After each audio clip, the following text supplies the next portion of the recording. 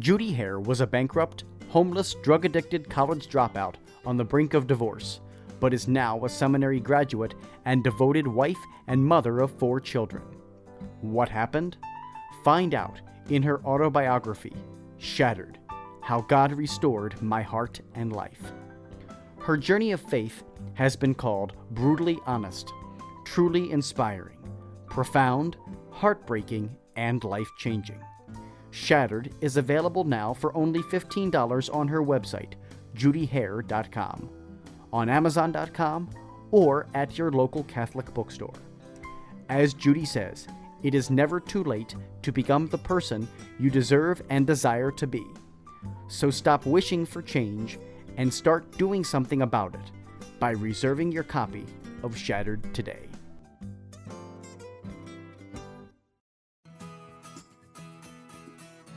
Welcome to Journey with Judy, a weekly podcast filled with faith-infused inspiration, information, and an opportunity for implementation.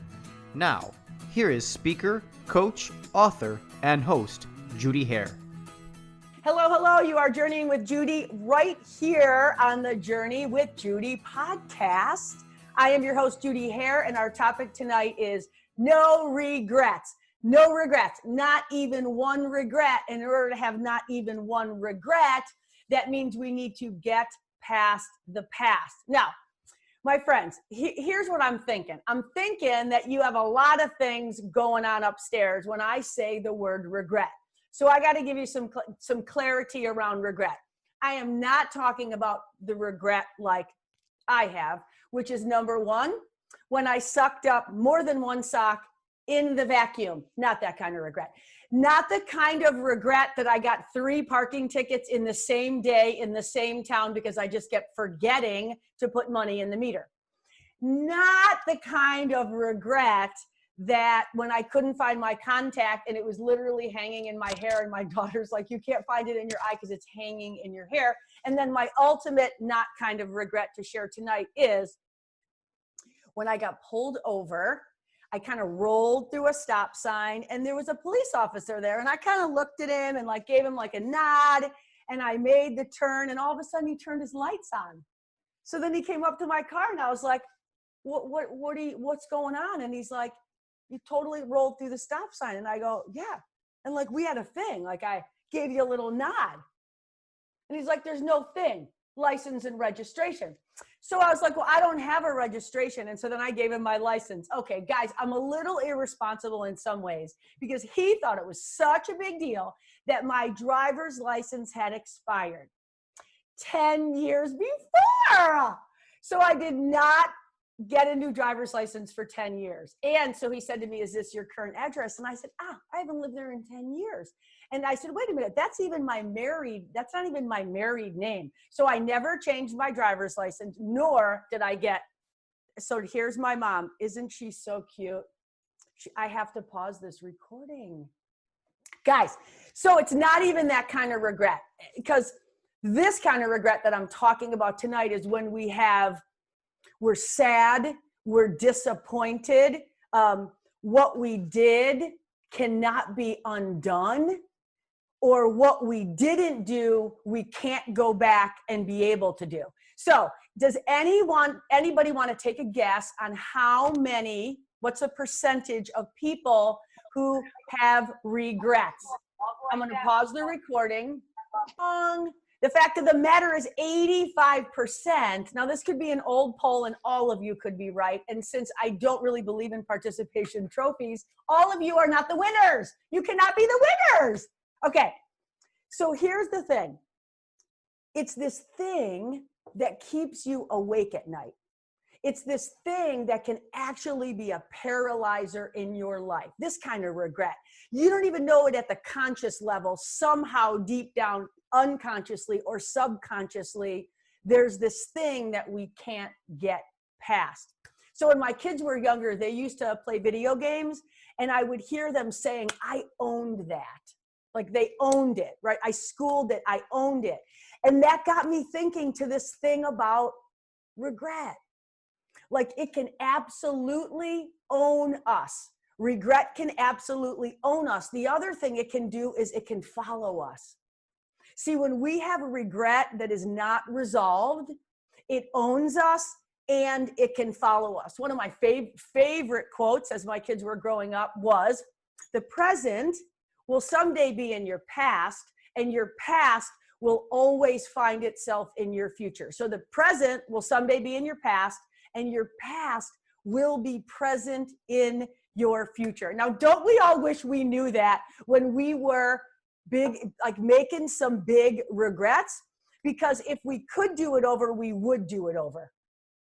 And if we're thinking about it tonight, we might even be thinking, I don't even remember those things. I would propose that not remembering them at a conscious level is not the same as not knowing that it happened and that we are harboring some kind of regret. So if we could get past the past, we would.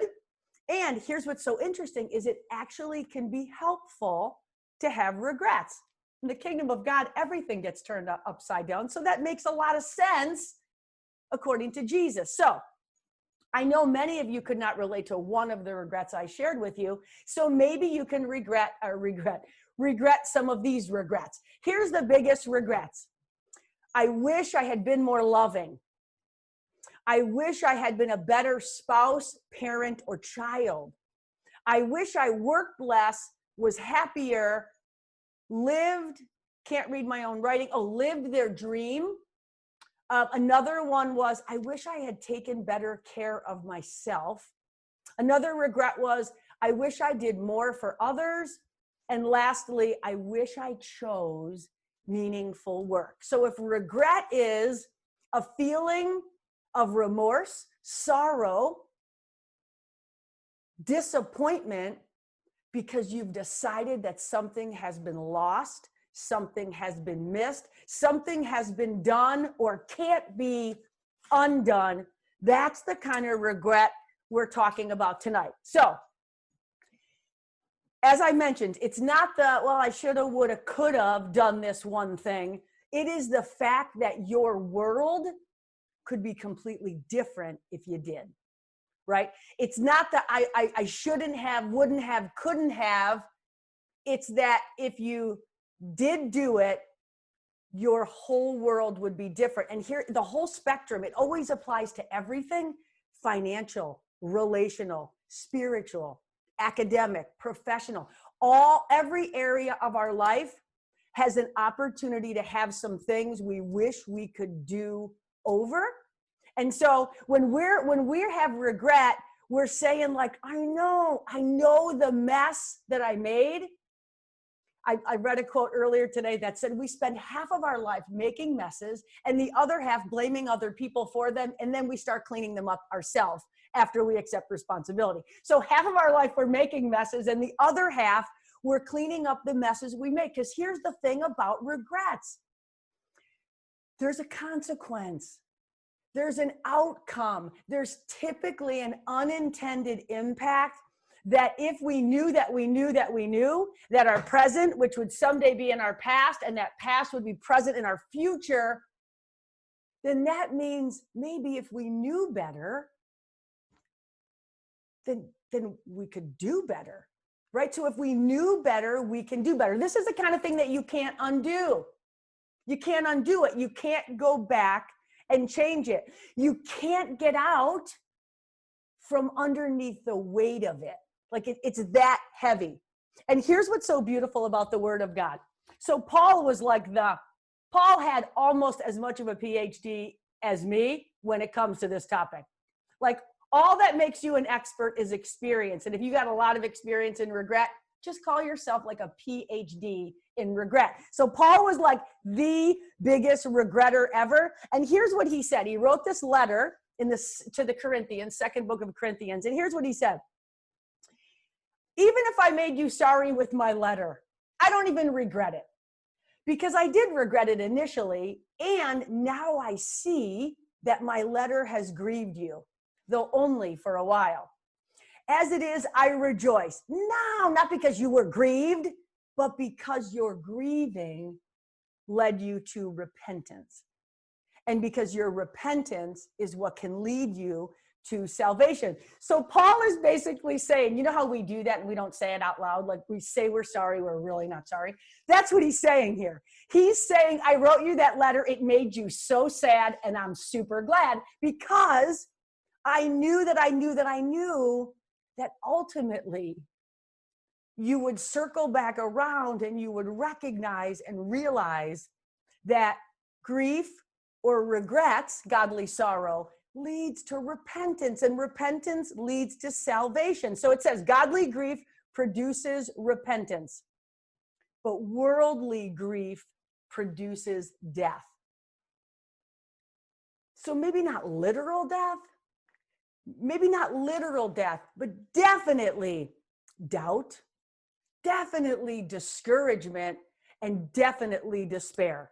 So when we are carrying around a bucket of regret, disappointments, things we wish we could have, should have, and would have done, Paul says that's perfect because that's where God comes in. He's in the business of turning regrets into repentance. So here's the deal. Godly sorrow is when we're disappointed, we're hurt, we're saddened, and we're grieved because we have saddened and grieved God. That kind of godly sorrow. That's when we're sorry. You know how, like those of you who are in a relationship or have children, you know how you wanted your kids or your spouse or your person to be sorry? You didn't want them just to say they were sorry. You wanted them to actually be sorry. And when you couldn't get that, you would just settle for, all right, well, at least just say it. Just say you're sorry. Even if you don't mean it, just say it. Well, here's what Paul is saying. He said this sorrow can be godly or it can be worldly. Because if it's godly, it's rooted in the truth of who God is and of who you are. See, worldly sorrow is, I am regretting that because I got caught. I'm regretting that because I'm exposed. I'm regretting that because I looked silly. Right? Worldly sorrow is rooted and finds its foundation in pride and ego. And we all know that ego stands for edging God out of there. Like there's no room for God when we have pride. So worldly sorrow, I got caught and it's costing me more than I thought. Godly sorrow, on the other hand, says, in the light of truth, I come to you in safety, in comfort. Make sense? So one brings about guilt, shame, fear, doubt, condemnation, never, ever, no matter whatever, are those from God. The other brings about salvation and repentance and an awareness that that thing or that bucket of things does not define you. It need not confine you or define you. Rather, it is a reminder. It is there to remind you that God is good all the time, and all the time, God is good. So, the mess ends up being the message. See, that's the crazy part. The mess ends up being the very message. The thing that we hide from, the thing that we don't want people to know, the thing that we would die if we heard it got exposed, is the very thing that God wants to bring out of the darkness, not to shame you, not to blame you, rather to take that weight off of you and be able to say, that's not who you are. That's just what you did or didn't do. It's not who you are. It's just what you did. And in the kingdom of God, that is just such profound truth, because we get tripped up, my friends. We get tripped up believing lies. That was the opening prayer. Like, help us to be truth tellers and lie dispellers. We got to know the truth to tell the truth. And we are living right now in a world where the truth has become a lie and a lie has become a truth. And we're not even sure what to believe and who, if anyone, is even telling the truth.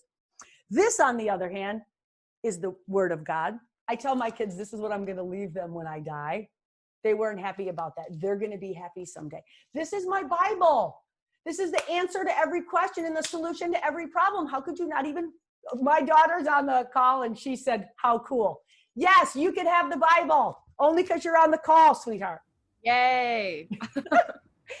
So here's the deal, my friends, is back to the owning it, right? That I owned that. When we own our stuff, when we revisit and when we remember and when we bring from the darkness into the light, it no longer confines us. It no longer defines us. See, sorrow is this thing, it's this platform. So it's almost like a stepping stool to God. So when we're feeling a godly sorrow and we have a repentant heart, then ultimately that can and does lead to salvation. See, a little story. We have our son move back home with us. And when I said to my man, guess what? Our son's moving back home. Because this is a Christian call, I can't even tell you the text message that he said back. It had a couple letters. And anyway, it didn't seem like he was super excited. And so I reminded my man that our son is probably saying the same letters about coming home, because the plan wasn't to come back home once you left, my friends. You know that statement that said, hey, if we knew better, we would do better. Well, for the last couple weeks, we have had countless hours of conversation with a young man who has been confined and has been defined by decisions, by results, by fear and doubt and shame. And I got a chance to do it better. My man and I are crushing this thing, being able to go, oh, babe, I know it seemed like that. I know it looked like that. And if we're being honest, it totally was like that. However, now we know better. So now we can do better, because the number one regret, not mine, not because of my contacts sucking up the sock in the vacuum cleaner or getting 3 tickets in the same day, not that kind of regret. The kind of regret that said, I wish I had been more loving. See, I wish I loved harder. I wish I loved less conditionally. I wish I loved me enough to love my kids and my man and my family better. See, this godly sorrow says you did the best you could with what you had.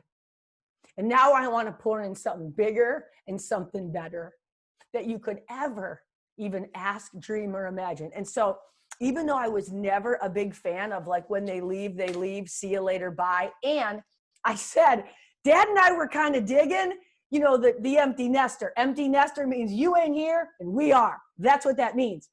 And now this whole thing has turned around and God has made this beautiful opportunity to go visit the past and to dig up some things that we didn't even know. Because remember, the regrets are unconscious. They're subconscious, but I can promise you they are playing out in everything that you think, say, and do. And so we got some real healing taking place. And I am so grateful to God for godly sorrow, for a repentant heart, and for the ability to be sanctified, even though I don't even deserve it. So you got to love that. Amen and amen. Thank you for choosing to journey with Judy. I invite you to connect anytime on any platforms. Please follow me if you so desire. And it is never, ever too late to be who God has called you to be. Thanks for listening to this episode of Journey with Judy. To learn more about Judy's coaching ministry, receive a complimentary session, and other services she offers, visit judyhair.com. If you enjoyed today's episode, please share it with a friend. And remember, it's never too late to be who God called you to be.